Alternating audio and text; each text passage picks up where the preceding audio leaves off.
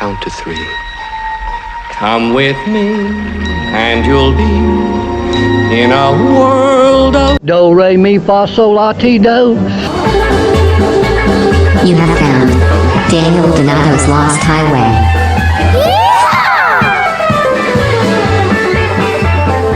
That lost highway.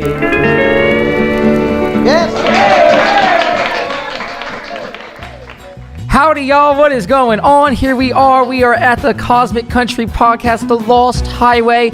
We have some Grateful Dead going on. This is some Scarlet Begonias. My voice cracked, and it's already the first 15 seconds of dialogue. I know this is going to be a good episode. Oh my gosh. So I got a new phone recently. And the phone, for the first 48, 72 hours, it was like we were in a new relationship. And every 2 minutes, it was shooting me a text or a notification. Everyone on the planet was hitting me up. I'm telling you, stock apps, cooking apps, fitness apps, Facebook business, Facebook analytics, Facebook marketing, Facebook itself, Facebook Messenger. I swear it was like my uncle's best friend's cousin's sister's chihuahua's birthday, and I was getting photos of it. And I don't quite understand why we live in this world where we're getting all of this impulsive, hypothalamus, fear-inducing chemical reactions of data coming in our face, and nobody's telling us how to organize this shit. So here's how I think we organize it. Here's at least one way to do it.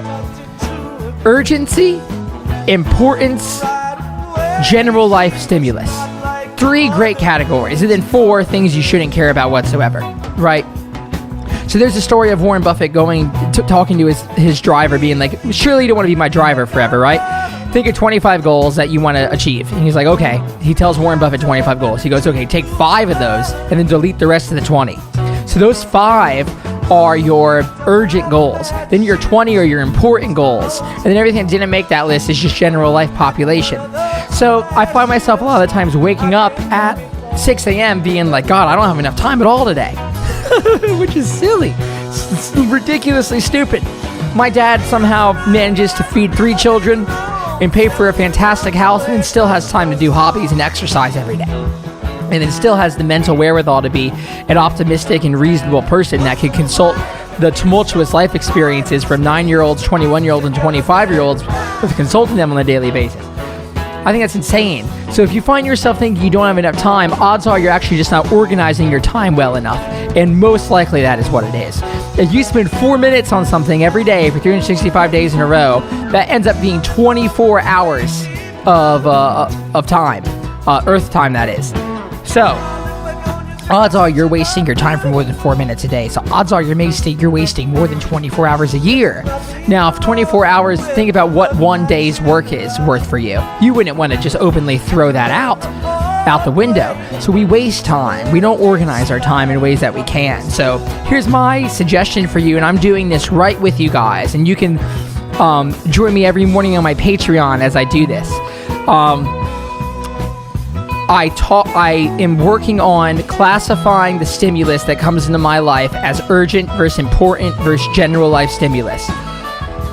Take your goals, define the urgent ones, define the important ones, and then just simply keep stock of the general life stimulation. And then that is the first step and the first way that you can actually start realizing that you have all the time in the world and potential in the world to actually achieve the things you want to achieve. Another very important thing, and I suggest go listening to my episode with Mark Agnesi, is daydreaming. Spend at least 15 minutes a day in front of whatever device it is that you like to write on, whether it's a notepad, I'll have a little Amazon Basics pad, or a MacBook or whatever, or a PC if you're one of those PC people. Take 15 minutes a day and try to envision your goals. This is a real thing that I see a lot of people doing or not doing, where they're putting out projects or they're putting out content that isn't all the way fleshed out vision-wise. And I think that's because we're acting based off fear, and we're just putting things out just to put them out because we're not realizing the urgency of quality. We're thinking that there's an urgency in quantity. There is there's an importance to quantity, but there's an urgency in quality, and there always will be. Valuable work will be valuable 5 to 10 years from now. It's a real thing.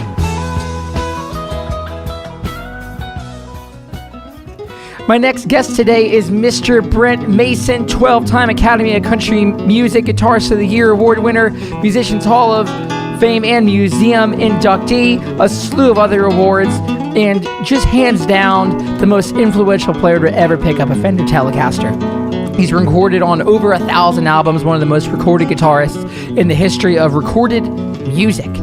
Absolutely the Floyd Mayweather undefeated reigning champion of country guitar. And I don't know if people are going to look at it as competitively as I do, but when you have a career that is as phenomenal as Brent Mason's, and you played on hits for George Strait, Alan Jackson, Shania Twain, Brooks and Dunn, Zach Brown, in everyone, it's fair to say this was a absolute privilege to have this conversation with Brent. This is one of the more interesting podcasts I've ever done because his wife Julie was bringing us coffee throughout the conversation, and she kept on bringing up points that she wanted to make sure Brent would talk about. And I thought it was really heartwarming to see his partner be such a champion for his career. And that's something that doesn't really get spoken enough about, which is how big of a deal teamwork really is. And so I actually kept in a lot of the dialogue that Julie had with Brent and I. Just a really fantastic conversation that only happened one time in the history of the planet, and there happened to be two SM57s set up there. Absolute dream for me to be able to sit down in Brent's house and talk guitar with him. Again, one of my biggest heroes. Cannot wait for you guys to hear this. Mr. Brent Mason. All right, we had many other cats, but they all died over the years until we left the cat. Cats are Okay, coffee is getting ready to come. my energy. What's that? Yeah. Cats destroy my allergies, man. What does? Cats do. Living here in Tennessee, bad for the allergies, and then cats do. My voice is gone because of it. I try to talk, and I don't have a. There's a certain timbre in it. You know that it's gone. Whoa. You know. Yeah. I guess that's an old man. Hey, so I mean, yeah, Daniel. When I first get to, if I'm out of town, come to Nashville, and if it's bad pollen, my voice is gone. Part of it's I have indigestion and stuff, but it's kind of disappointing sometimes. It's really bad, Something like this. I mean, I get through them, but it sounds so gruffy. Whoa. Hey, something I wanted to ask you about was age. What's that? Something I wanted to ask you about was age. I wanted to ask about. So someone sent me a video the other day, and it was a video of me playing one of your solos, and that was when I was like, I was a teenager. Now I'm 25, and it was a video of me covering a solo that you played in 1981 with Mark O'Connor. That's and the look on your face is like, whoa, that's 1981. That's crazy, right? Yeah. What is that like to kind of like Was it a look of fear with Mark O'Connor? The analysis of like, man, you have been playing for so long. You've been playing music for so long at such a high level, and you have a guitar. You have a symbol to kind of like more or less commemorate all the years and all the change that you've gone through. And so the thing I wanted to ask you about is like, what is that? Do you ever think about that? You were once a very, very young man having to prove yourself to the world on that same guitar. And like, here we are years later, and there's like all these platinum albums on the wall. 3 kids are raised, guitars named after you, people that are, dedicating hours to the craft inspired by you, myself included. Do you ever sit down and does that ever hit you? You just kind of went through. This is your life. Yeah, totally. In like 3 minutes. I've thought about it a little bit. I just hadn't thought about it in its entirety like that. Yeah. I mean, it's that's kind of a outside look into my life. So it's introspective for me. At certain points, I go, wow, I've done this a lot. Yeah. And accomplished a lot, but it seems like musicians are always, trying to get somewhere else where they haven't been, and sometimes you got to look back and retrospectively and go, I'm pretty happy with, my life and what I've accomplished and stuff like that. So at a certain point, then you go, I just want to enjoy life now, and that includes music. You never stop playing music, So if you say you're retired, that don't mean you okay, no more music. I'm retired. It doesn't work that way. Basically, it's like, hey, I got to enjoy some stuff and play my own music, or whatever. You know, but it's hard to. I mean, I look back and in the scope of that, magnitude, and go, I have thought about that, and I thought, man, I've been in Nashville a long time. Long time. Yeah. Long Long before you were even thought of. How crazy is that? It's crazy.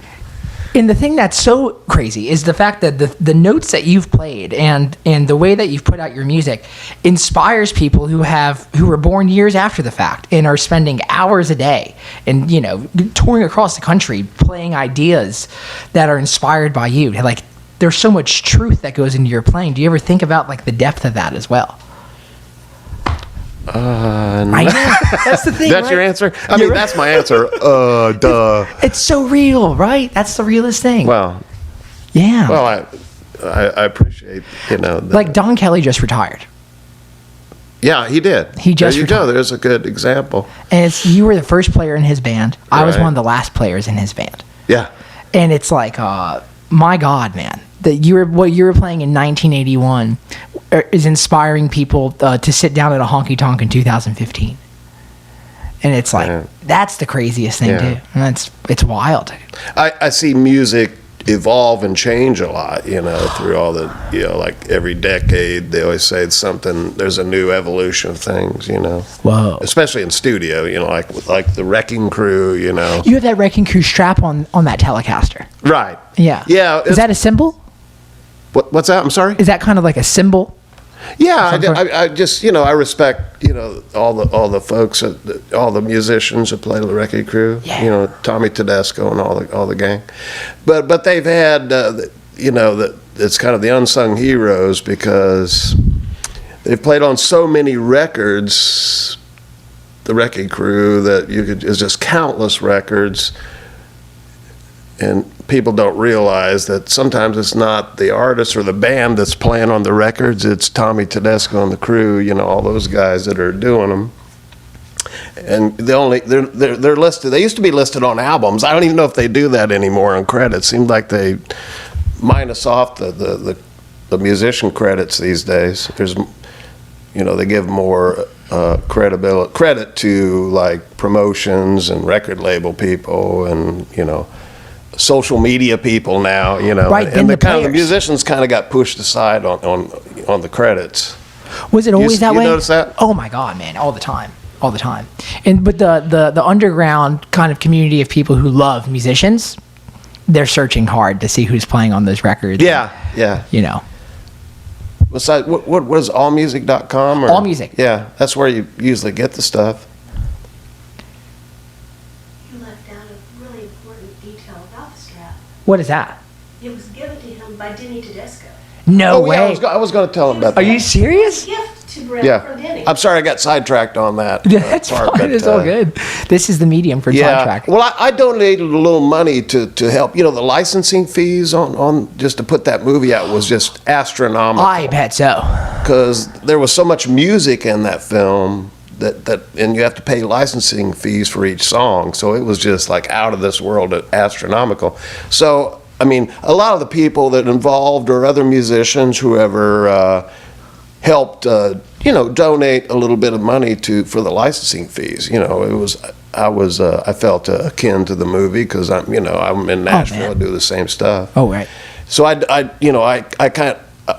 sponsored the Glenn Campbell portion of the music, and they gave me a little credit at the end, dedicated by Brent Mason. So I didn't even expect that. So I was like, oh, that's sweet, that's cool. But Whoa, man. It wasn't like there was like thousands and thousands of dollars. Just a bunch of people helped. Put a little chunk of money in there to get that movie out. I think that movie and the movie Hired Gun. I don't know if have you seen that I one haven't as seen well? that one. Oh, that one's insane. Kenny Aronoff in it. Yeah, that's, what a funny guy. he's enough just to make it a crazy movie anyway. Kenny, right? He's a bouncing off the walls. Man, I had fun no guy. idea how much like country music he'd actually played on. Yeah, he did. I've worked on some albums with him, for sure. I came and, he came to Nashville quite a bit. I don't know if he does anymore. I haven't seen him lately, but that doesn't mean he's not. he came here quite a bit to play on some records here. Right. Yeah. Yeah, man, he is like his role in that movie is very quintessential because he talks about just the reality of how much, like, if you're a guy who goes out and tours. And Jake Owens, that's what it was. I'm sorry, I'm going to interrupt you for a minute, please do. and then I'll let you. No, please do. While I'm thinking about it, Jake Owens, he and I were playing on Jake Owen Owens. or Jake Owens? Jake Owen. Okay, I love Yeah, Jake Owen. yeah, Man. Jake So I didn't know you played on that Jake Owen record, the new one. Yeah, it was not the new one. No, this was like 3-4 back or something. This was back a while, you know. I think when he first had success, I can't think who was producing him at the. Oh, Jimmy Ritchie. Oh, whoa, man, that's yeah, great did producing. a great album, and Kenny was on that album. But anyway, I'm sorry. I was just interject that because it just came to me. But No, go ahead and please feel continue free to your, as well. Your Please, thought there. please do. Yeah, he talks about, like, if you're a touring guy, and who knows where touring's going to be going, right? But it's like, if that's all you do, you are really like putting your eggs in a very tricky basket because you at any second can kind of be knocked off the boat because you're not your own boss. And the thing that I always loved about session players or what I'm doing is that you actually have the ability to kind of be your own CEO and you can be your own boss and be your own business manager. And was that something that incentivized you to start doing sessions? Because you're your own guy, you're your own artist. You put out your own music, and you were even signed to Mercury, right? Like you had a record deal with them. Mm-hmm. But then you also did sessions to the degree that no one else has ever even like come close to notching up on. And so you've always kind of been your own independent musician, running your own business. Was that your intention from the start to kind of make sure that you were owning it all and running your own business? No, I mean, from the start, I didn't know where I was going to land, you know? Whoa. I mean, if you're talking about when I first came to Nashville, what aspirations and I had, I just wanted to be somewhere where there was music all around me and be involved in something, you know, and great players too, so I could up my ante a little bit, you know? Wow. I had no idea, like, I didn't come with the mindset of, I'm going to be a session player, and that's all I'm going to be. I'm not going to go out on the road or anything. I'm going to go in. I'm going to be beating it as a session player, and I didn't have that mindset at all. Actually, it was, you know, when I was about 20 when I got here, I want to jam. I want to come here because I hear all these great players like Buddy Emmons and, you know, Paul Franklin and all these pickers, you know, that were just those are steel players. I mentioned it, so I was a big fan of steel guitar. You can't not be. You know, you like Ralph Buddy Mooney, Emmons for sure, and then Paul Franklin. You know, you can't get any better than that. Oh man. And but a lot of these guys were playing hillbilly jazz. You know, from way back. Yeah. You know, when I was talking about, you know, like Buddy Emmons and Bobby Caldwell and all those people were playing jazz here, and Don Kelly was the one, you know, you work with Don. Don, he says, "Hey, you can't be playing that. You want your phone to ring, don't you?" And I went, "Yeah. I mean, you can't play jazz in green grass at home, right?" You know, you can't play outside notes and stuff. And I go, "Yeah, well, that's what I thought when I was a kid. I thought that's what they're playing here, though. When I'm driving to Nashville, everybody's going to be playing hillbilly jazz or whatever, not just, you know, whatever. Lenny Breau was, you know, around and." Who's a better jazz player than he, right? No one was better than Lenny Breau. Yeah, he was the master. Very profound, you know, with his style and playing. But anyway, no. long answer for a short question. But so, you want your phone to ring, but I started to have an affinity for session players and stuff, you know, when I worked with David Hungate and Larry London and legends, Pig Robbins and all that. I was in.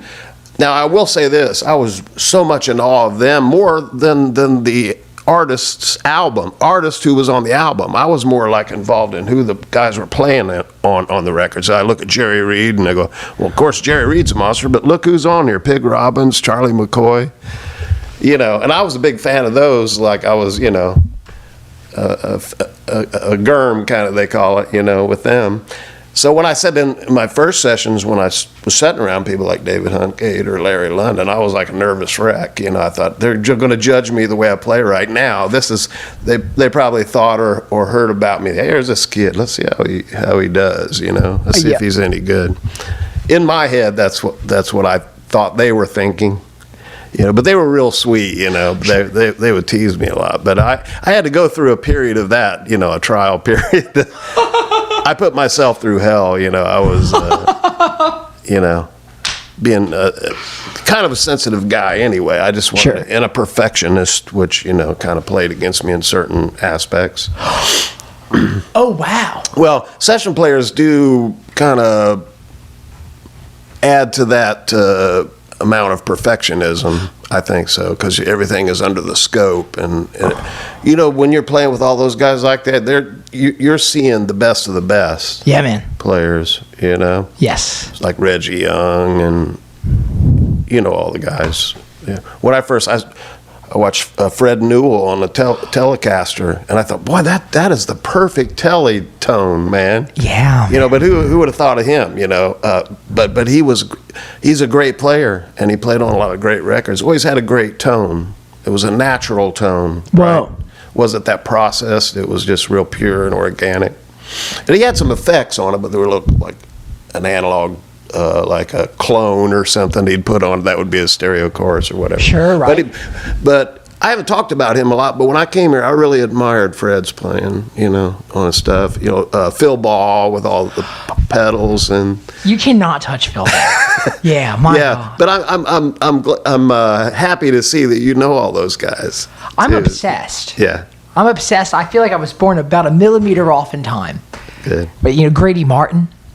But man, Grady Martin for sure. Yeah. Historically, I don't want to leave him out. Yeah. He's important. But as a kid, also just wrapping this up, like Merle Haggard band, The Strangers. With Roy Nichols. Oh, man. I was a big fan of him. So he's a backup musician. So to me, he was a star. Of course, Merle, one of the best in the world. Songwriter and. Did you ever work with Merle? I've worked with Merle on. I think one, let's see, I worked with him just on live shows a couple times. I'm trying to think, I only recorded him when he teamed up with, I think he and Willie and Ray Price did a record or something. Merle was on it. Yeah. And the three of them, did an album. Legendary. A legendary album. Mount Rushmore there, on the microphones. But, yeah. And who also was it? It was, who played with Merle? He played that red Les Paul. And he came to town. He said he did a session. Clint Strong. Yeah, Clint Strong is one of the best jazz players I've ever heard. But he can never make a career work, right? He can never turn that skill and make it into a lucrative endeavor, a career. He plays phenomenally well. Oh, he's amazing. Yeah. Yeah. But never did sessions. He never quite was able to turn it into that thing. No, I guess not. There's there's guys like Red Volkart, they play just beautifully, but, just to say, hey, did a few sessions, but I want to play my own music. You got to respect that. Yes, you do. And maybe the session things just wasn't their thing. Oh, wow. I don't know. Yeah. I don't know, but and that's real too.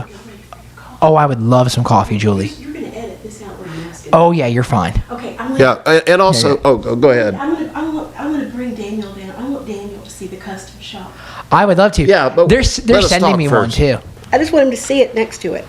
Yeah. We And then got to I'm get going to bring that the coffee photo. up, and I'm taking one more picture because that sun was in. And then I think he did the right move. He's, He found his niche. Yeah. That's what it's about, right? You're making your mark and have made it already. You're already in the, core of that. So my thing is definitely as I think right now, which you probably go through many variations between 61 and 25 as your identity as a person, right? But it doesn't seem like my thing is sessions. where is But isn't it right over there? I think it's in here. It's right around I saw there. two of the same It's over Telecasters there. I walked in. Yeah, I'll get it. I'm doing this, and then I'm Okay. But Oh! It's the one. So this is the one. no, man. that's the custom shop This one. is the custom shop. This So- is the one. They're sending me a new one. Look at that. I cannot believe that. Yeah, the new ones are good. The new ones look cool. But I wanted to bring it here today, but I didn't get it in time. Well, and Joe Glazer's got Brent's right now. The he's production. doing some measurements on it. Okay. So I have to pick it up after we get done. Does this freak you out to see that? Yeah, it's sort of freaky. Even we come. I mean, look at that. Can I see it? If I was at Third Lindsley and it was a bit dark, I think that was it. Brent, it's heavier. I don't know if you remember. I came and saw you guys at Third Lindsley once, and I was there with Saul. Yeah. And you let me play that on Working Man Blues. You invited me up. I remember that song, and it changed You were about my this. life. Yeah, it was about that. That's much heavier. Why? Why is it so much heavier? We don't know. Maybe old wood dries out. So it turns out it's a 67. Yeah. How funny is that? Well, it's Okay. the late. That was birthed November 3rd, 1967. How funny is that? So it went out to the stores in '68, probably. The later on. That was a late winter. It's so funny, man. This is so. It has a bender in it, a B bender. Oh yeah, the Glazer bender is the most genius. Yeah. Yeah, it's beautiful. Do you ever move it to the G string at all, or you just keep it on? It's capable of that. I haven't done it yet. Yeah. I'm not really a crazed BG bender kind of guy. I always just like kind of like the Clarence White kind of thing, Oh, we'll put it right here. Yeah. Thank you, Julie. Yours. This Ooh, is the yours. Hall of Fame Museum. Beautiful. When you are inducted in there, all Yeah. you get is that cup. Hey, it's not bad. They probably make you pay for it, And don't there's they? you. They did not. And you get like the metal thing over there. Okay. All right. Now let us talk. Take a picture and then I'm leaving. I'm sorry. Please don't be mad at me. No, I'm not. This is beautiful. Here's what I want. I want a picture of Daniel holding both of these for the Instagram. Oh my God! All right. I want you to have. Well, maybe he doesn't want to. He does. You're right. Do you not want to? No, I want to very badly. Okay, I want to Wow, make very sure interesting. that- Wow, it's crazy. Okay. Yeah. 1, 1, 2. All right. 2, 3. Oh, Do I look handsome? you look really cute. All right. And handsome. 1, 2, 3. Thank Okay. you for this. So kind. Oh, let me see that phone. Yeah, let me see that phone. I want to show him something here. Yeah. Oh, the John Mayer. Yeah, John Mayer texted me one, so he got sent one me a little now, video. and of he's it. been sending Brent videos of him playing it. I sent him one of me playing his, but where Wait, is so it? you're telling I'll get just real quick. I'll show you. you're telling how'd you get John Mayer's number? How'd that happen? Oh, he texted me on What did Instagram. they say? He slid into Brent's DMs. Seriously. Who used the word slid? You came up with that? I hear it on Oh well, you're all Yeah. hip to that. I heard it about the Kardashians when like Khloe's husband was cheating on her by sliding into people's DMs. What a That's how I scumbag. You know that Tristan Thompson basketball? If you don't know about the Kardashians, I'm so happy for you. I know the I'm really Kardashians. happy for you. I don't know Tristan Thompson, but I bet he's a very tall, handsome man. Well, he's a basketball star that has cheated on poor Khloe continually for the past 6 years, and he's her baby daddy. Oh, yeah. And he All right. humiliates her, and while she was in labor, Bye. he cheated on her. No. I gotta see this John Mayer Oh, okay, video yeah. of you of And then him I playing have your to take guitar. a better Or just- picture, and then here I'm you go. going That's downstairs. I'm a good person. Yeah, but you're interrupting the. He plays some nice stuff on it. I think he's using the middle pickup. That's just a production, Marvin. It always sounds good in the kitchen, though, right? Oh, it sounds like John Mayer. And they text back and forth, and he sent Brent his signature model. I don't know, where is that? Oh, it's up here. He just sent it to you. I don't see it anywhere. So he's just sending you videos of himself noodling. Yeah. And at the end he talks. And we can never share it with He makes anyone. playing through B7 for about 3 or 4 minutes. Interesting. Is this the John there? Yeah. Yeah. No, that's it. That's not it. That looks like a Collings. No. So this is literally just him kind of noodling, messing around, huh? Isn't that cute though? Whoa. What else happens? Does he talk at all? Yeah, and he texts him just regular texts about how fun it is to. Yeah. So. Oh my God. And they have like texts between them Well, he because said they're he friends played. now. He used How? the Valley Arch tele. Oh, yeah. Half his album. He said. Oh yeah. I said, well, you really go like this because it's got a better neck on it. Whoa. I'm gonna leave y'all alone now. I sent him one, I'm but gonna it's take one. not. Oh yeah. I kind of played a And different then thing. here's the cool thing. Yeah, I'm sorry. Yeah. Yeah. I get so That's excited about interesting. I John did Mayer. it. His is guitar.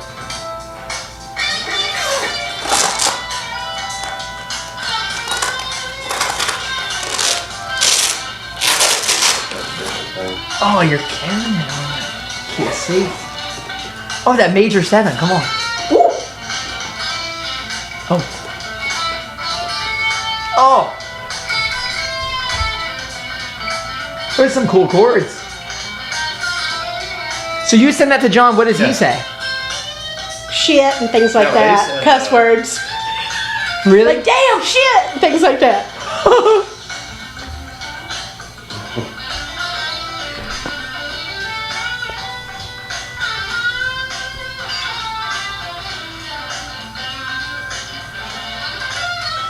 Come on. Come on. That's great. See, I'll sit it right there. You can address it without us having. We can't post about it or Fender will get mad.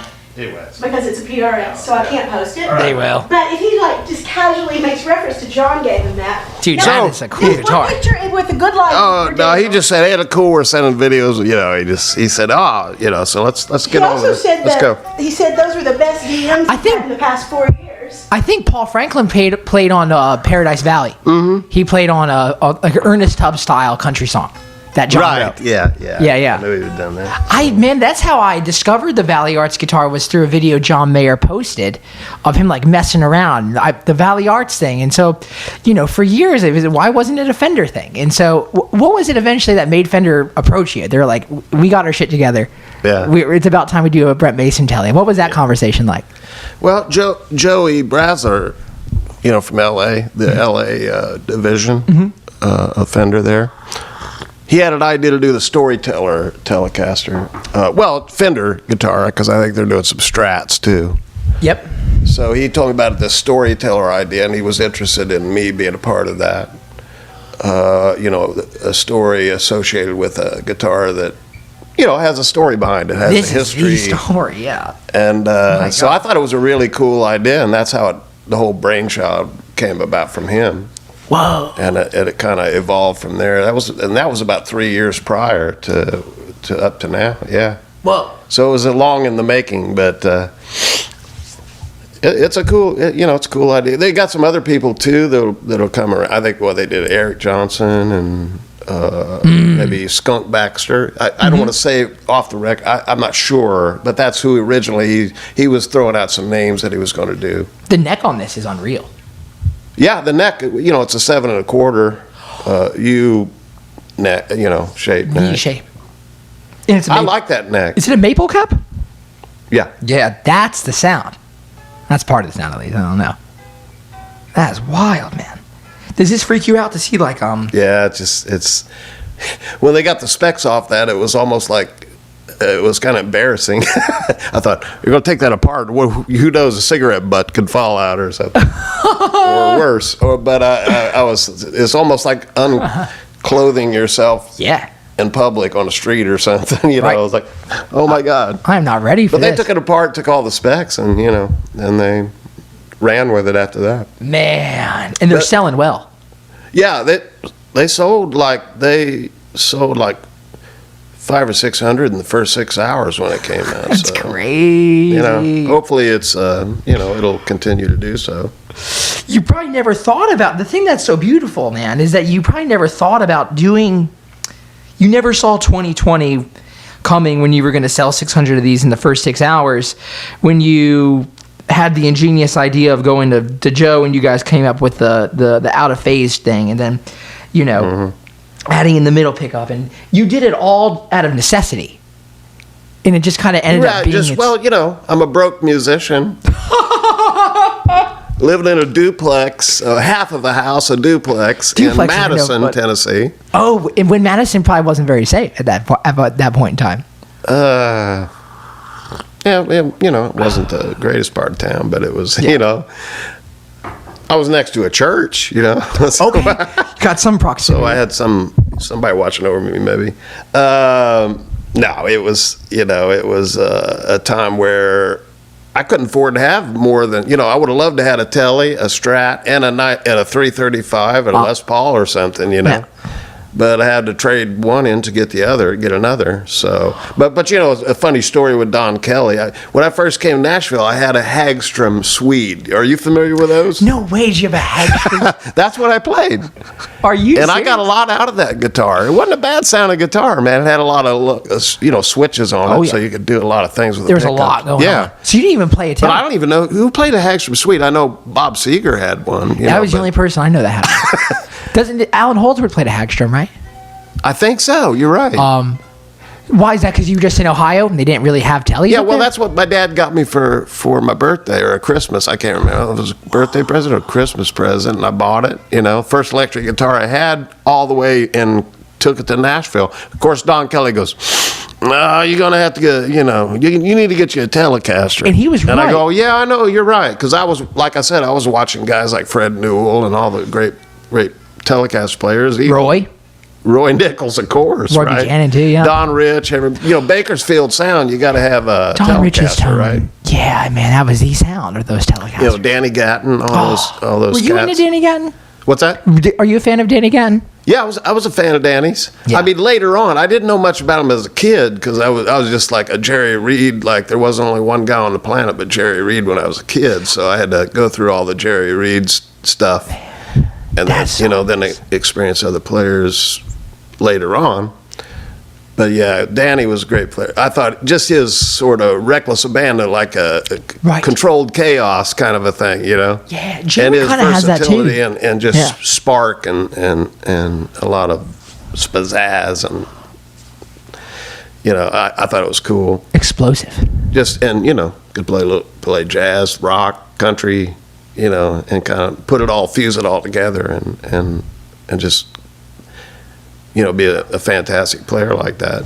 But anyway, so Don, you know, we went and got this. We bought those. I told this story, and you know that old story. We got these Telecasters. Don bought one. I bought one, and I didn't. He bought that one, the gray one, the one I'm holding. Yeah.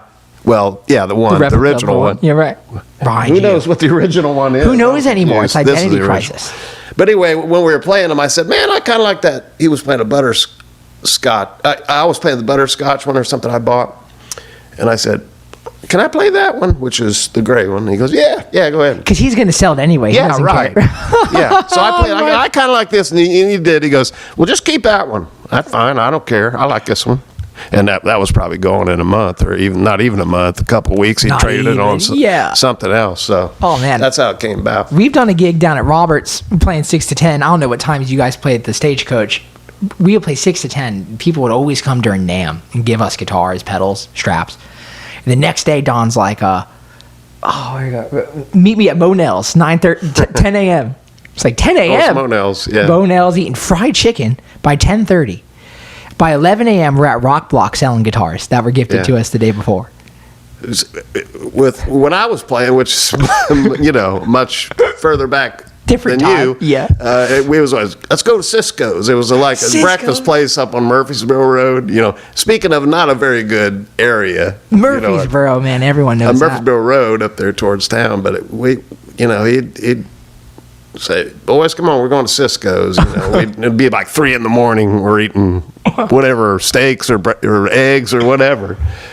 You know, so that was his thing then. Cisco's. Was Don wearing the hat El then? Chico's back then. I'm not familiar with that one. That must have been closed. Yeah, that was the earlier days, the Don Kelly phase. Was he still wearing that straw hat in that time? Yeah, he had that straw. Unchanging. Strap on. Damn, man. But those, you know, you experienced those later. Oh, man, yeah. But he doing that for years, you know. He didn't stop. I guess the COVID stuff, when it came in, I just finally bit the straw that broke the camel's back. Yeah, rightfully. He left at a great time. A lot of respect. He did a beautiful job. Very heroic. Yeah. You know, he stayed true to the music. Yeah, he was kind of the cat daddy of that the live gigs, you know, Nashville gigs. I had no idea until I was talking to Don recently that gig was how Chet Atkins found you, like in some way. I know you had kind of met Chet previously by trying to go play for him at RCA. As you told him that Fender YouTube video that everyone should go watch if they haven't seen it yet. But Chet came and watched you. Chet came in several times. Yeah. And it was a rough club. I was actually worried for It's a smoking club. Yeah, the Yeah. Stagecoach. I guess it was Rough rough. house. Was it rough when you were playing in it? I mean, I wasn't even there when it came time for me to be inspired and try to play. It was already gone. Where did you when you played with Don? You were down on Broadway, Roberts. right? Yeah. Okay. And Back Paul- then, Yeah.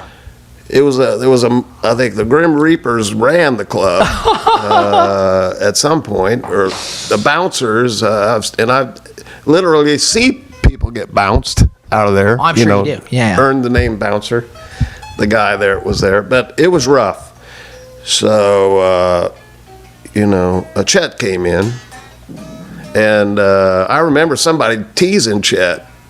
Some dude, No. because he had pink socks on and he had like high water pants on. He was sitting there like I'm sitting with my, his leg up. He's a country club and the pink man. socks. He goes, "Look at those pink socks over there." And I thought, "Oh no!" Oh my God. He made it out of there unscathed, but it never. I don't even know if I've told anybody that story, but I thought, oh my God. I was nervous the whole show. 'Cause you were a young Well, kid. he brought George Benson in, Holy too. And, this is the South, and I'll say no more. Hopefully nobody was racist or anything, but, there could be. Of course they were, Could yeah. be. It's happened. It's happened. And I was worried for him. But actually, he was, Benson, it was a time where he was on top of the charts. I think, Quincy Jones had produced an album, and he had Breezin' was out and all Quincy that stuff. produced Breezin'. What's that? Quincy Jones produced that whole album. No, not that album. I don't. Oh. It was about 4 or 5 albums after that, like on Broadway. I don't think Quincy produced that. It was "Give Me the Night." That was okay. a Quincy Jones. It was Yeah. pop stuff then. But Benson had great albums like the Cookbook is it. Cookbook is one of the best. Blue Benson. Oh, man. Do do do do do do do do. The Billy's Bounce thing was one of my favorites. But they came anyway. People would come up to him to get autographs. I thought, oh, Good. You're a star. You're a star. Whoa, And but he also came. He brought Neil Sean in from Journey. Different players. Ray Flack came in originally with Chet. Played with Ricky Skaggs. I was a big fan of Ray. Another great Telecaster player. With the that's not tone mentioned that's a lot. unscathed. Ray Flack is a Yeah. mofo. Yeah, I on like the that. Telecaster, right? He was playing on that stuff like Heartbroke. Ricky Skaggs. Oh, Highway 40 blues and That's, if you listen, that's still some of the best guitar playing I think recorded on country and the tone. I think it's one of the best. Yeah. I'll have to say that for Ray Flack. Wow, man. I'll give him. that tone. It's I was like the tone that you had largely through the 90s is the deluxe reverb with like a couple pedals. Yeah, I went through a lot of different phases with my tone, but I was always searching, for something that was more organic. When it was time to play a Telluride, it was hard to play a Telluride plugged in direct, coming out of a Those Jerry preamp. Reed tones, like that, is that like Alabama Jubilee Jerry Reed? Those things like sound very direct. Those tones, they sound very direct and compressed. Yeah, I think they were transistor amps. Oh. With a Dynacomp compressor. A heavy, And comp. sometimes those Dynacomp compressors, the MXR Dynacomps. Yeah, absolutely. Will be more effective, have more of an effect to it with a solid state, like a PV solid state or something. It gives a little squeeze, like a pop. Reggie used that squeeze, that MXR, Reggie Young used that squeeze, a lot of attack and compression thing. Heavy. Yeah, it was, On the so they Wayland. were clean tones, but you bend them and they sustain. Yeah. Yeah, so you didn't have to have the amp on stun mode to keep a soaring note going, I see. Yeah. But I don't know exactly what Jerry used on those, but I think they were more of a transistor. That's my, educated guess there. Having been such a fan of you, since the day I picked up a Telecaster,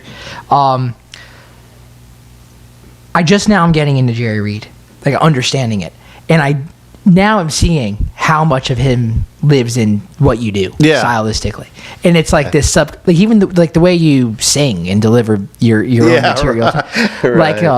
like that Merle Haggard "Bringing Home Good News," like the way you deliver that song is almost in the vein that Jerry would. Yeah, it is. You're right. And so, like, how much of like that is conscious? Like, he must have been like the biggest influence on you. Oh, he was. Yeah. Yeah. He's on like any. It's sort of subconscious, I just a song like that, I guess that's just what spills out off my tongue, that, or my whole attitude is it. Then I listen to it and go, wow, that sounds like Jerry Reed. I didn't even think about it. It's so, Jerry Reed, like, he can't help but sound like Jerry Reed with everything he did. It was unlike anyone who's ever played a guitar before. But I mean, because those albums, if I remember when I was a kid, all they had was the vinyl. They had LPs, vinyl LPs. Oh yeah. But they listed all the credits on them, like I said earlier, about all the musicians who were on them. But I mean, to me, each album was monumental at that time, like the early '70s, and then as I went back retrospectively and listened to some of the older Jerry Reed, the '60s, it blew my mind. I didn't start with that era. It kind of skipped back. So when I heard the unbelievable voice and guitar of Jerry Reed, it just was like, it blew my mind. And it was all gut string guitar, right? There wasn't electric then. Not then. What is the other one? Jerry Reed Explores Guitar Country. Isn't that something? You've heard that? Oh man, you recommended that album to me. Yeah. Did you get to hear it? Oh man. Yeah. You know what I'm talking about. Sitting on top of the world. Like, who's doing inversions like that and substitutions? Like, no one was doing that. It was amazing. It's almost then later it got into electric stuff. And that changed everything. Changed the game. Yeah. Well, I mean, I wasn't so much of a fan of the commercial stuff, like When You're Hot, You're Hot. It was more of a novelty song, and people would say, yeah, Jerry Reed, yeah, When You're Hot, You're Hot. Amos Moses, which was a good song, Amos is really good, yeah. But when you go by the album, inside the album, how things are kind of lost in obscurity in the middle of an album back then until you got the album, then you would listen to the whole thing. There'd be all kinds of different things on there, cool things. Back then, it wasn't like, there would be some cool, different sounding things on an album. Later, as they made albums, when I was recording, and even later than that, in my experience of recording, every song had to be a potential single, or it wasn't, or it wasn't acceptable. Oh wow. Yeah. Unless you're somebody like Chris Stapleton or something, where you can establish your stardom, and you could do some cool things that you want to do in the middle of an album, right? But there was an era where everybody, and it might have been the '90s or the early 2000s, where every cut, this think tank record label executive folk got together and decided everything had to be a potential single, and anything that didn't reach that potential status had to be X'd out, and wasn't worthy of being on the record, like, on the album. The monetization opportunities, though, in the 90s were like the most lucrative years that music's ever had. Right. And it's like, right. Everything, was such a commodity at that point. But there was an era, like the Beatles, if you Sgt. Pepper, it was filled with all kinds of different things. You didn't know what you were going to hear next, right? It wasn't like, hey, this has to be a record, or we can't, release that, or we can't put that on an album. The album it told a story. It was an epic movie, right? Yeah, man. And to me, back to the Jerry Reed things, you really didn't realize the depth of his musicianship till you bought an album and listened to all of it in context. Oh my gosh. Yeah, because of all the records. Well, back then, records, he did release some things, Are You From Dixie or something with a thumb picking, galloping kind of fast playing, So I'm from Dixie too. Yeah. Or Alabama Jubilee and all that stuff. Man, so the 2 major to 2 minor on that chord progression is probably the coolest. The which one now? On Alabama Jubilee, where it goes from that 2 major to 2 minor. Oh, right. Boom, boom. Yeah. Yeah. You're talking about the... So that's the original one you're playing. I'm playing the... Oh, but this might not be in standard, but... I think I'm in a weird tune, too. Well, let's see. I think that one's not set a standard. Oh, okay. Yeah.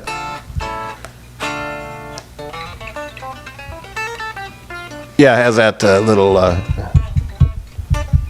it has that minor... You mean minor to the 6? To the 6 major. Or D minor to the... Oh, I'm sorry, we're in C, so...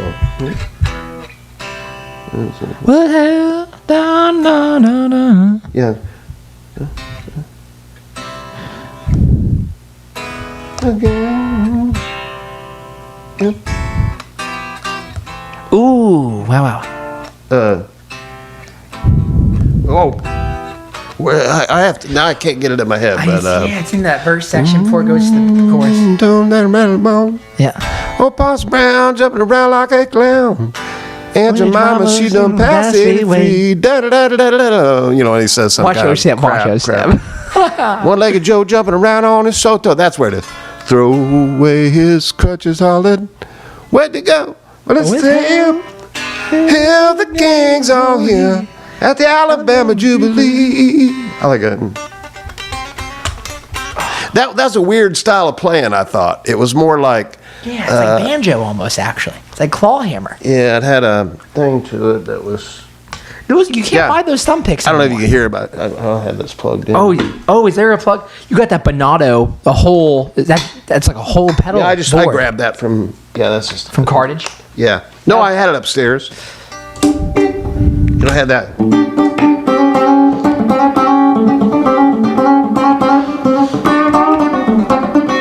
Whoa, man. Yeah. That's intense and beautiful. Oh, my God. Yeah, that.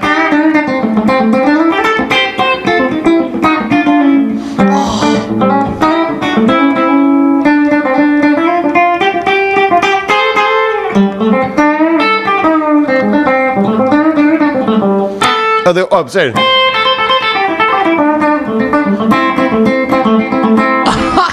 That's it.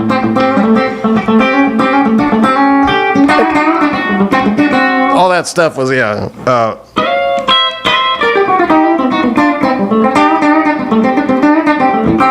That was the intro. It was like 1, 2, 3, 4. Yeah.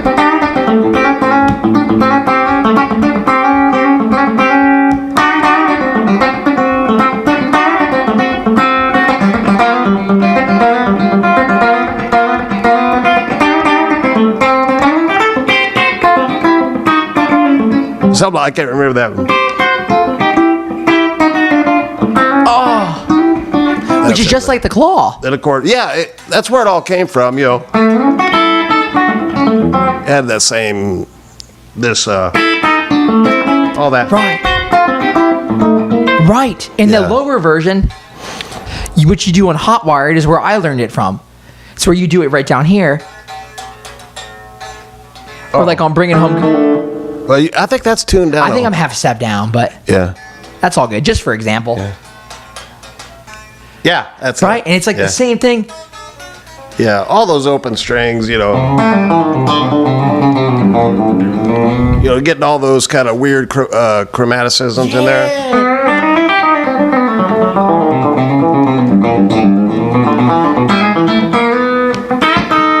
Sorry, what was that? I wonder what that was. Always love those. That is country guitar, like that monstrous truck those, sound. But Reed always had that kind of like clawing thing, that popping thing with the first finger. You know.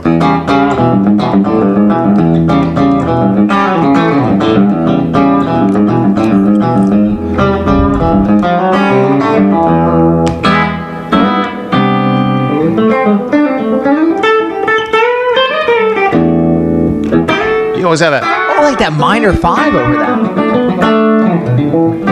That's where I'm riding it.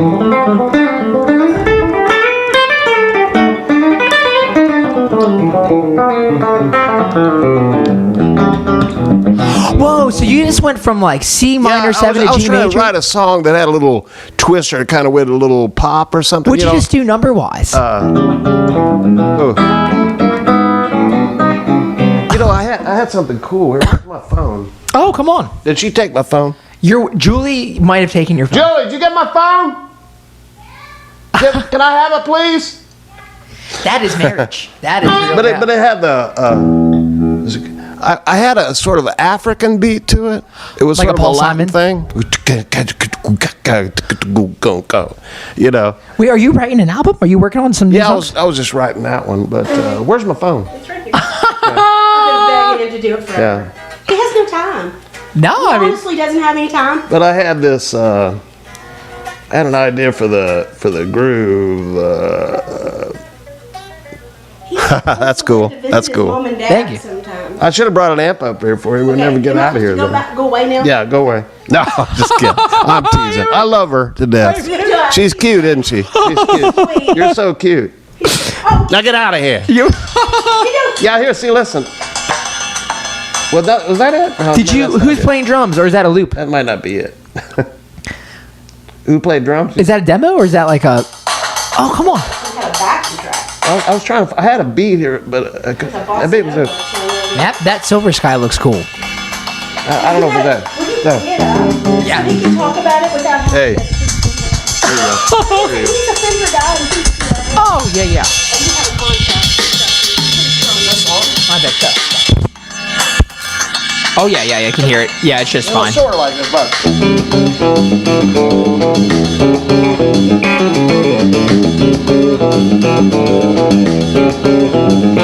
Somebody pick me off. So good.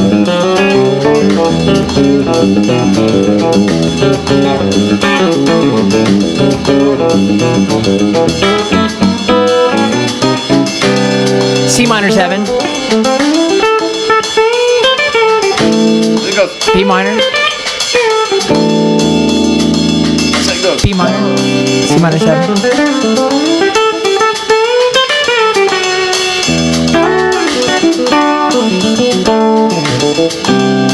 Oh.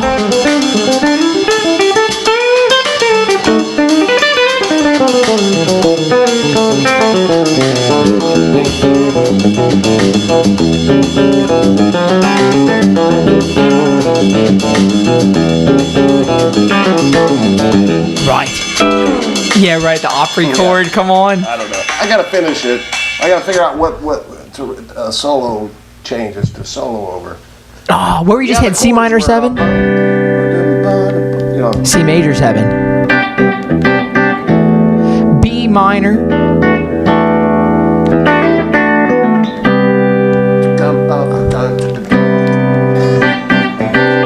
then there was.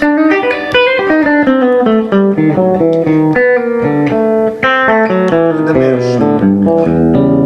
So. Yeah. See. That's it. whoa. I couldn't remember it then. Would you ever track with that much reverb on, or would you keep it dry? Is that?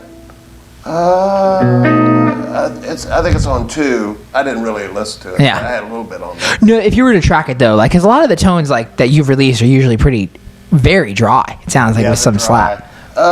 I like to use a little verb or something just now and lately if I'm doing, stuff like Yep. some of those kind of. Oh yeah, come on. The stacks stuff. Don't you like use verb much?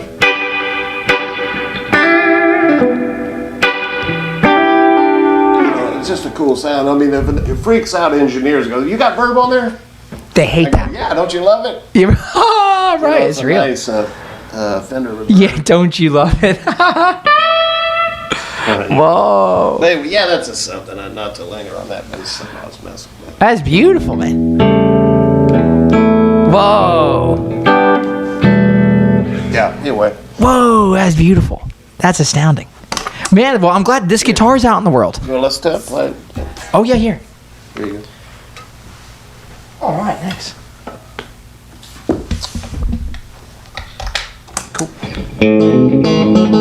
Sounds like it's got the middle pickup in it. Now pull up the knob. Pull up the knob there. So this Pull is it me out. trying it out the first Right time. here. Yep, I'm pulled out.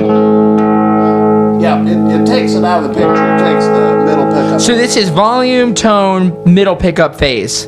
Yeah, no, the middle knob is the volume for the middle pickup. Whoa. There's the volume for the middle pickup. Yep, you're in. Yeah. So now I have none. Let's see. And now I have. I must have.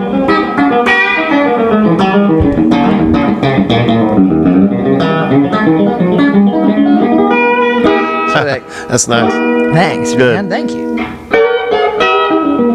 Whoa. Like the best lick ever, right? Yeah, right. You ever do the throw a little harmony? Oh, it's great. I've never done that. So you're throwing in the bottom. Oh, come on. Wow. That sounds pretty good there. You got it sounding good. I think it, man, well. I love this middle sound. That's what I've been on lately, those Reggie tones. And my God, man. That's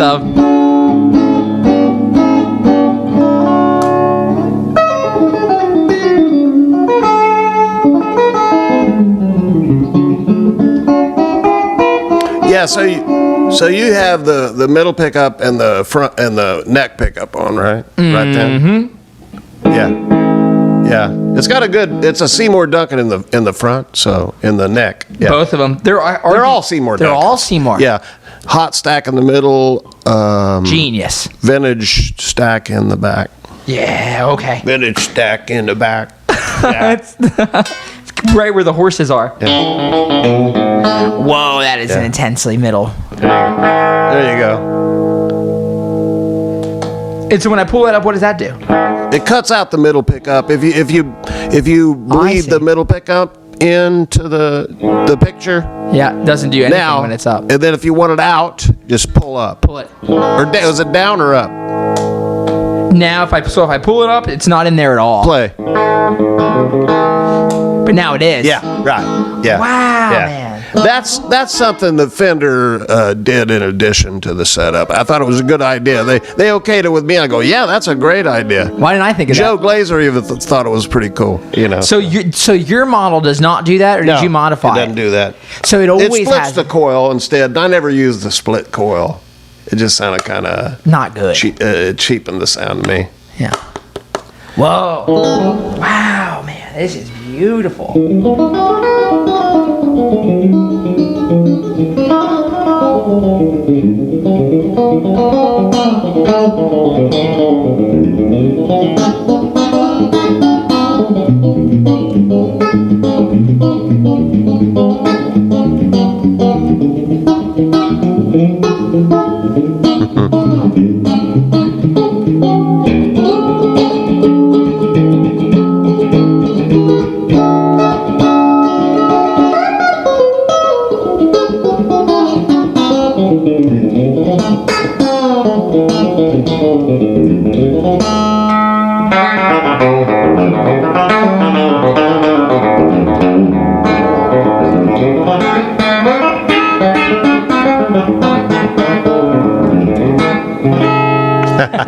Good. That's beautiful. That's really good, man. Man, thanks for letting me play this.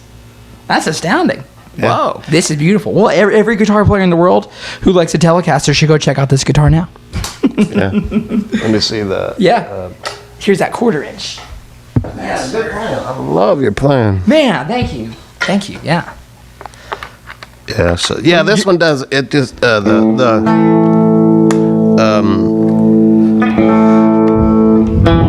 Oh. It never really does much. I don't know. I think the pickups got older and it doesn't have as much effect anymore. Yeah. On the pickup, pulling it. But Wow. Whoa. but it has this one's a sweeter. It's a sweet sound, and that one I think when you get them, my strategy is to screw it down as low as you can. I always like a pickup. I don't like a pickup that's really raised up close to the strings. I noticed on yours, the middle and neck are in the guitar, man. I think the guitar tones better if the lower you bring the pickup down. Even on the bridge. Yeah. Okay. Yeah. Okay. Or you could back it off even more than that.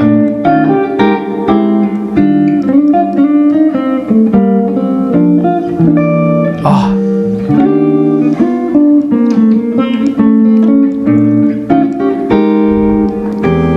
Ooh, come on.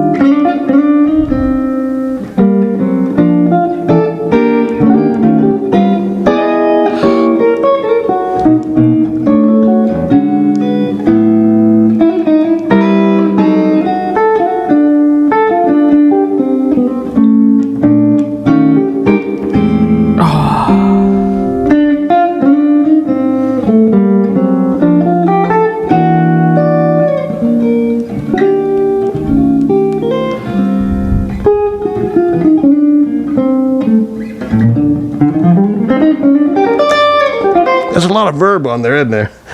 I love verb though.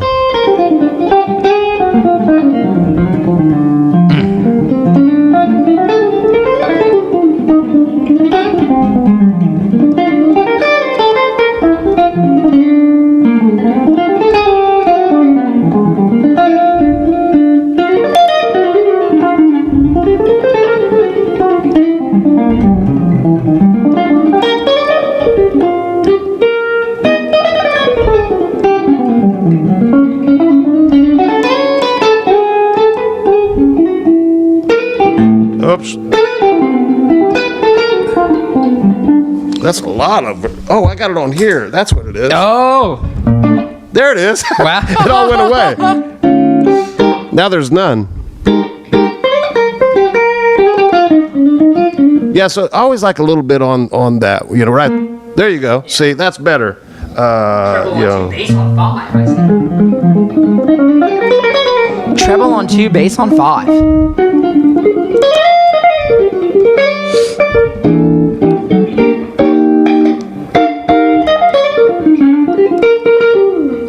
Yeah. Wow, man. Good pickup. Yeah.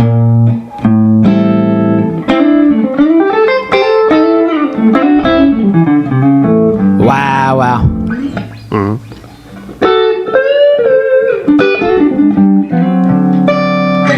That's beautiful. Anyway, Come so. on.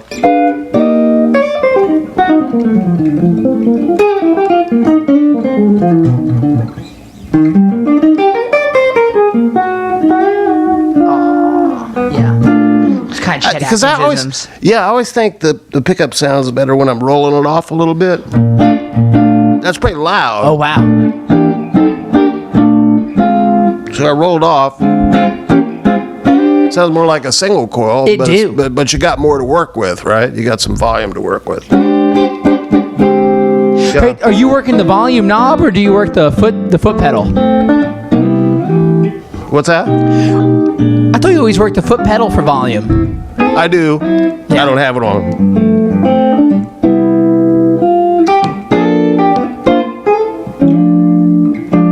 Let's see.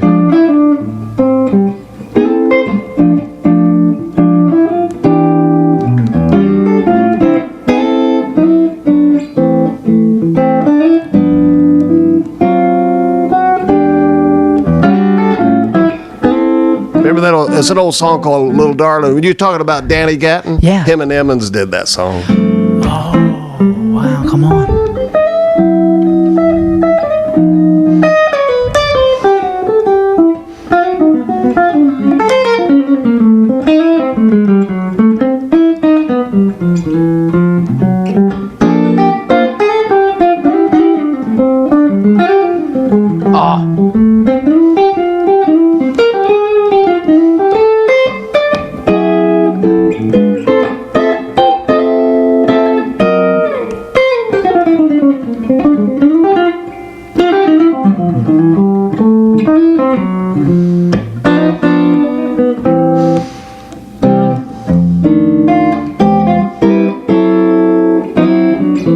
Always love this.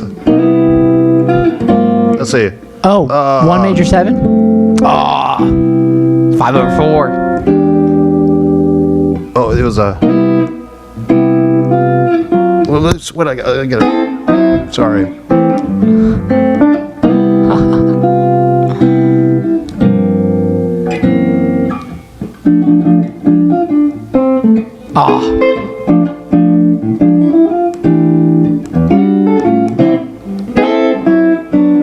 This is it. Oh. Whoa, That's what it, was Tom. that, 5? No. Then a sharp. Then. So it's a.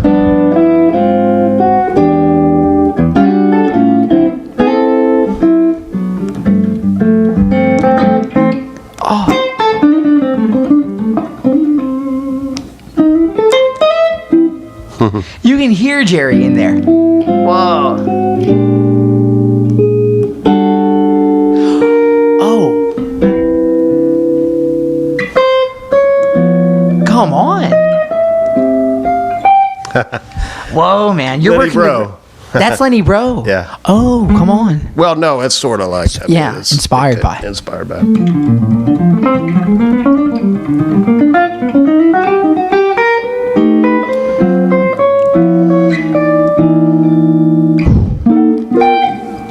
Anyway. That's monstrous. All right. Right? Mm-hmm. Yeah. I appreciate that. Thank you. But, I mean, sessions are, it seems like, the more newer stuff I'm playing on now, it's more like, hey, give me a weird sound. Now give me another weird sound, Yeah. Now, what else you got that's weird? And I'm going, weird. And then sometimes they're playing it all together. I go, stop. Yeah, man. Can we hear it maybe it's like the record's going to sound? Yeah. No, we're going to sort it all out later. Just give us some, timed out tremolos, or give us some a wah that's a freeze pedal. Yeah. Now what else you got? It's like, it seems like it's less about playing anymore. I know. So, it's good to see that you're doing the right thing, man. If you want to, to play music that you enjoy, Yeah, man. I mean, I'd say all through my session life, there's some music that I thought, I don't even like this stuff when I'm playing it. I'm trying to make it sound good, Yeah. But it's, I just go home going, well, I did my best on it, If I don't find any inkling of soul in it, or some, something I feel, it's hard to play a song, and make it speak, but there's great stuff out there, but you just don't get to play, tear it loose that much unless they aren't like Brad Paisley or Keith Urban or something, Yeah, man. If you're not a guitar player or artist, you don't really get to take off on a solo anymore. Nah, not for more than 4 bars. Yeah. No, what they think is if you play more than 4 bars, you're going to lose the audience. That's not It's true. Like, short attention span theater, right? All right. Hey, well, thanks for the time. Thanks for the time today. That means the world. Did I get anything worthwhile? Besides, hey, I got to go to the bathroom, and my wife, hey! That sounds like a crazy podcast. The crazier, the better. Good. Yeah, thank you for the time. I hope you This can is make some huge. sense out of all that. Thank nonsense. you, right on. A one-of-a-kind conversation. Now, that is the thing about podcasts. That conversation will happen one time. Those moments will happen one time. And it was with one of my biggest heroes that's ever picked up a guitar. I want to thank Brent and his wife Julie for welcoming me into their home. Brent for his generosity of his time. Julie for the coffee and sharing the stories. And my God, that guitar, I cannot tell you guys enough how fantastic it is. If you're watching this, go check out my YouTube where I unbox the Fender Telecaster and I play it. It's a phenomenal instrument. It is the most important Telecaster in the history of country music, in my personal opinion. Thank you guys so much for listening to this. I hope you enjoy how special of a conversation this was. We have start off this episode, we have a version of Scarlet Begonias, which I don't know when and where it's from, so if you guys know when and where it's from, please do let me know. And then right now, we unfortunately just have some royalty-free music. I'm trying to figure out this monetization for the podcast with where we're at right now, and YouTube doesn't like when you use other people's registered sound recordings, and rightfully so, I get that as well. So if you guys do want to support the podcast, please do indeed go to Patreon, Daniel Donato. I post on there every single morning instrumental guitar tracks that you can listen to start your day and just get a nice clear headspace going. Go listen to the new Cosmic Country album, available on all platforms in the entire cosmos. Follow me on Instagram, YouTube, Facebook, TikTok, and leave a comment on this podcast. Tell me if you guys liked it. Tell me if you think we need better mics, or if we need if I should get a haircut, or something like that. Especially if you can tell how long my hair is by simply listening to it. I just want to be your friend anyway. Anyway, you guys, stay patient, stay persistent, stay positive, and stay cosmic.